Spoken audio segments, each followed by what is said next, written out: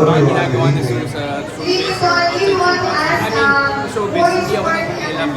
Kasi craft niya yan, yung trabaho Kasi niya. syempre si Sue, So, umpisa pa lang na pala kung ano yung mga gusto niya. ever since day I mean, one, dapat sobrang din support gawin. din sa akin. So, hindi ko lang ako support malagi.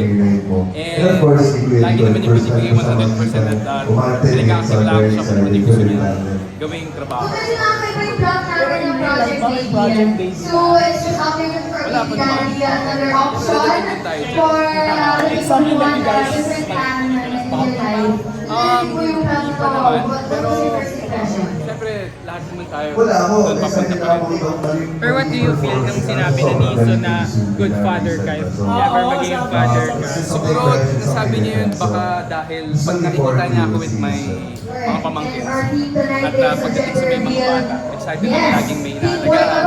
At syempre yung dalawang pamangkin ko sobrang malapit sa akin. So, siguro tuwing may mga family gatherings ko, nakikita niya kung paano ko alagaan yung mga pamangkin ko at pakipagkulitan dun sa mga pamangkin ko.